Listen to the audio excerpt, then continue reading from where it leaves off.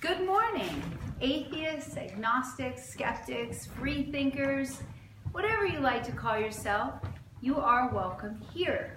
At Seattle Atheist Church, we call ourselves an atheist church because you will never hear anything supernatural talked about from the podium. So today I'm going to be talking about Julian Baggini's book, Atheism, a very short introduction. This book is about the rational case for atheism. But Baggini points out that human beings are not entirely rational creatures. For example, he is an atheist, which he believes is a good and moral thing to be. But because he was a child in the 1970s and attended Catholic schools, he has internalized the idea that atheism is something bad. If God is good, then to be against God must be bad, and the word is besmirched. He also explains that most Christians are not really Christian for rational reasons, and so rational arguments against faith are not likely to work on them. So this talk is really for atheists. And it is this discomfort with the word atheism, which is why we recite that long litany of names for atheism at the beginning of every service. So atheism arose in the mid-18th century, and it has actually done very well for itself in 250 years. Not only has it done well, but even more importantly, the ideals of the Enlightenment, the ideals of reason, secularism, democracy, and progress have also flourished during this time. But it can be said that atheism has its roots in the 6th century BCE, with the Greek philosophers that replaced myth as a way of explaining things with reason. So the use of reason is really the golden thread that if you pull on it, eventually will lead you to atheism. Atheists want to use reason and not faith as the basis for belief. And though atheists are willing to reconsider this position in light of new evidence, should any come to light, that doesn't mean that they're agnostic. More than anything else that we believe, we don't say that just because if something else should come up, which would cause us to disbelieve what we once believed, that doesn't cause us to say that we are agnostic about a whole host of things. So it's okay to say, I believe that there's not a good reason to believe in supernatural things. And I think that the reason that more of us don't do so is because of the culture that we live in. It's a pretty socially risky thing to do. And that's why I think it's even more important for atheists to call themselves atheists. Now, if you find yourself in a place where you think God probably doesn't exist, take that risk and call yourself an atheist. And from my own personal experience and the experience of some other people here in church, I've noticed that when people do take that step, it transports them from defining their atheism in terms of what they don't believe into beginning to define for themselves what they do believe. So Baggini points out that most atheists do always have accompanying beliefs. For example, they don't believe in the existence of an immortal soul, in ghosts, in the supernatural. And they usually do believe in some form of naturalism and secular ethics. As for people who insist that the word atheist only means someone who rejects a belief in God, he says, well, the word philosopher means someone who loves wisdom, philosophy. But that doesn't help you know what most philosophers actually think and do. So atheists, most of them are naturalists with a small n, and they believe that the world is natural, not supernatural. They believe the world is essentially physical, but that doesn't extend to necessarily believing in eliminative materialism. For example, almost all atheists do believe in consciousness, thoughts, love, not only in the physical stuff. So I occasionally meet theists who say that God is natural, that God is not supernatural. And Baggini doesn't even touch this, but it's something I've experienced. And I simply respond by saying, if your God is not supernatural, what is the point of calling it God? Does atheism only exist as a counterpoint to religiosity? No. Because if religion ceased to exist, then the worldview of atheism would not cease to exist. The only reason that the word atheism is atheist is because theism was and continues to be the dominant ideology. The term atheist originated from the Greek athos, meaning without gods, and it meant those that rejected the gods worshipped by the society: Hades, Poseidon, Aphrodite, and Zeus. It still means a lack of belief in gods. Gods, you might object, saying really there is only one God, and all the religions of the world worship that one God, and all the religions of the world are true. But how can this be? Hindus believe in multiple gods, as well as the unifying spirit Brahman. And Christians say the only way to salvation is through Christ. Take John 14:6. I am the way, the truth, and the life, and no one comes to the Father except through me.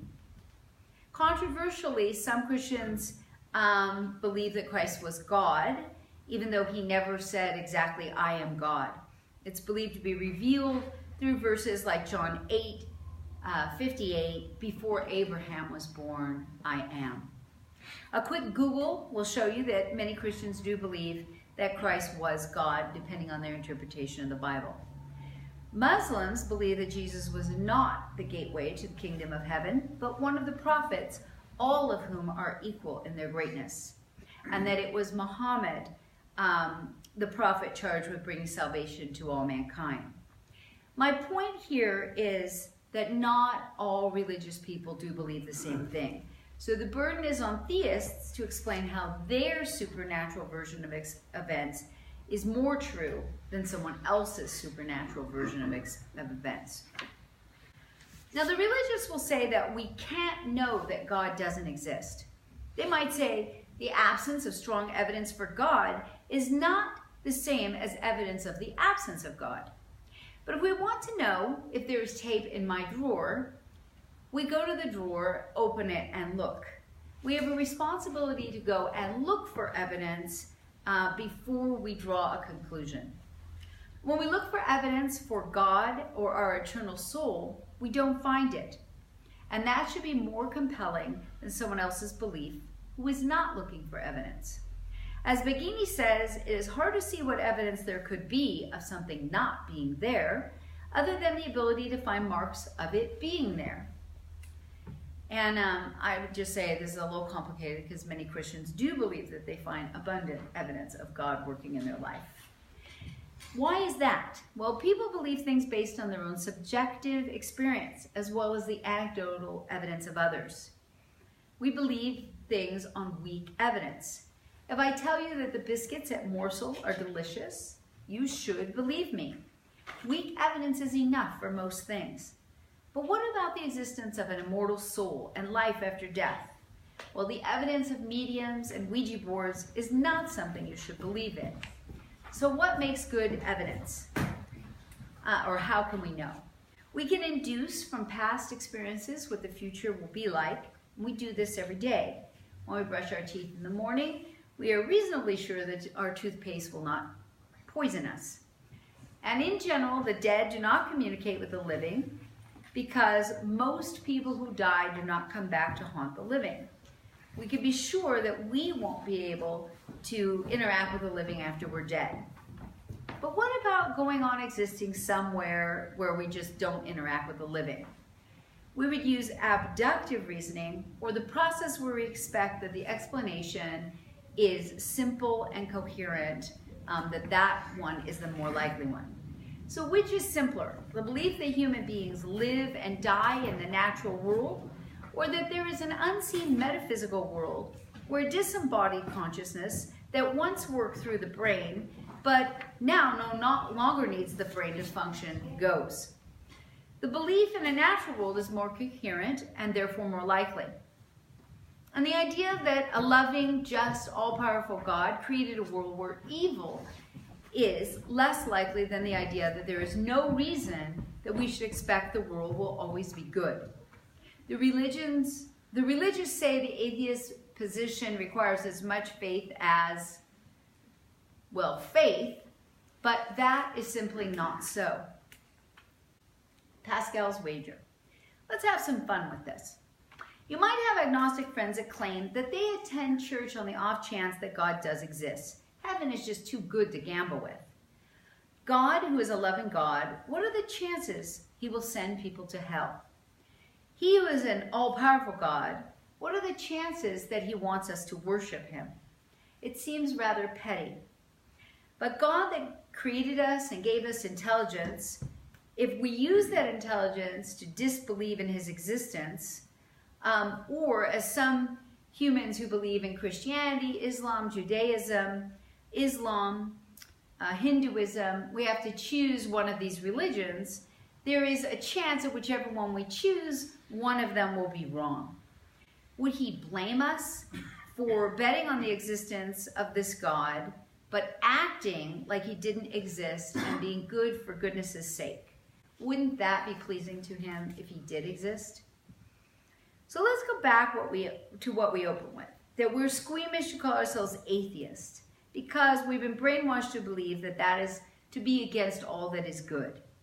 We can't see atheism as simply anti-theist, but as anti-theist and pro-naturalist. We see atheism as synonymous with no God and no goodness, no God and no morality, no God and no meaning of life. But is God necessary for morality? How do we know what is moral? If what is moral is only what God says it is, God could say torturing puppies is moral. And the ethical reasons for something must exist a priori to God's choosing it. This is how we know what is good without having to discover it in the Bible. In fact, it is because we know what is good that we know so many things in the Bible are wrong. For example, Deuteronomy 25:11. When the men fight one another, the wife of the one draws near to rescue her husband from the hand of him who is beating him, and seizes him by the private parts. Then you shall cut off her hand. Or Leviticus 25:44. You may purchase male and female slaves from among the foreigners. You may purchase the children of the resident foreigners, including those who have been born in your land. And you may treat them as your property, passing them on to your children as a permanent inheritance. I won't go on, but we can see that even though these punishments are purported to be the revealed word of God, we know that they do not pass our standards for secular ethics. So, how then do we know what is good? Well, through secular ethics, which is admittedly challenging, because there are different systems of ethics to consider. In this book, Baggini covers Aristotelian, consequentialist, and Kantian. To summarize briefly, Aristotle thought a person should always do what contributed to making his life go well. To be prudent, to have a close circle of friends, to show courage, and to be just. To spend his money wisely, and to be amiable. The consequentialist view is that pain is a bad thing, and we should not cause it, and we should alleviate it when possible. We should do unto others as we would have them do to us in similar circumstances. Finally, the Kantian question to consider is, what if everyone behaved in that particular way? Would that be good? There is nothing, by the way, to compel atheists to be good. The hope of salvation and fear of punishment are selfish reasons to be good, and like Christians who think in that way, atheists also have selfish reasons to be good, as well as unselfish ones. So a minister that I know claims that Christians do good because of the spark of divine within them. And I would say atheists also have a feeling inside them urging them to do good, but it is not a divine spark. And we have the added advantage that we also do not lack the speck of original sin inside us, urging us towards evil. So what is life's meaning and purpose? Theists believe that religion gives their life meaning and purpose, and they are created with a purpose. But what purpose? A hand vacuum is also created with a purpose that is useful to its creator, But we would not, if we could imagine a cognizant hand vacuum, believe that that had personal meaning for the vacuum. The belief that God's purpose for you is the same as your own purpose, or that your purpose is a less valid purpose, or that your happiness would result from discovering and living His purpose, all of those positions require faith and is not reasonable to believe them. So what is life's meaning? Well, again, your life should be about discovering and living. If you believe that it should be about discovering and living God's will, that requires faith.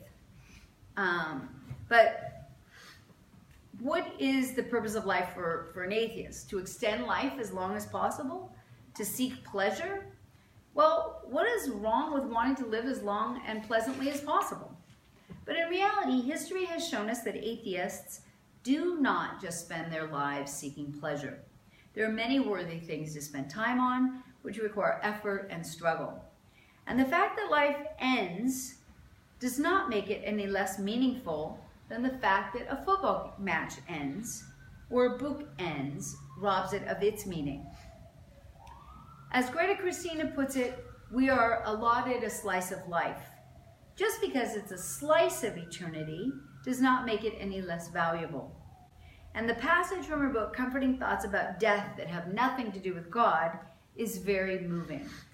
You might remember that Jack read to us from it in his talk, Thoughts on Death and Grieving. So I won't read the whole thing, and my excerpts probably will not do it justice. But she says, your lifespan is an infinitesimally tiny fragment in the life of a universe.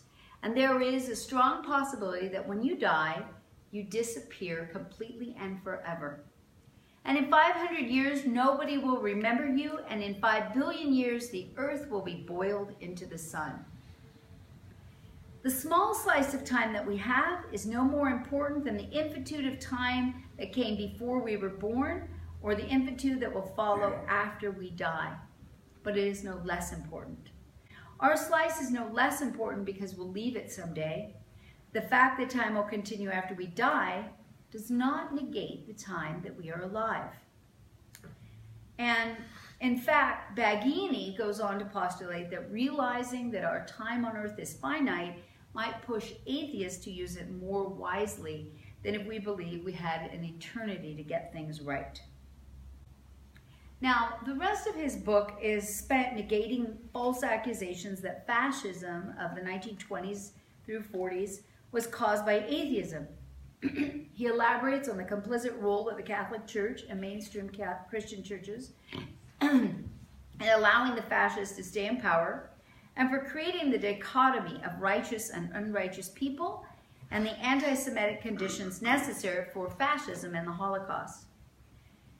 But there is nothing about naturalism that creates nationalism or totalitarianism. In fact, the majority of atheists do not want an atheist state, but merely a secular one. I hope that this talk was useful to atheists and perhaps to the religious. I think that the book, which is just a pocket-sized book, is a good introduction to atheism, and it has a really nice section in the back for future reading, like an annotated bibliography. So it got me excited about actually wanting to read and study more. I will conclude the way I always do, which is atheists believe in good because good works in non-mysterious ways.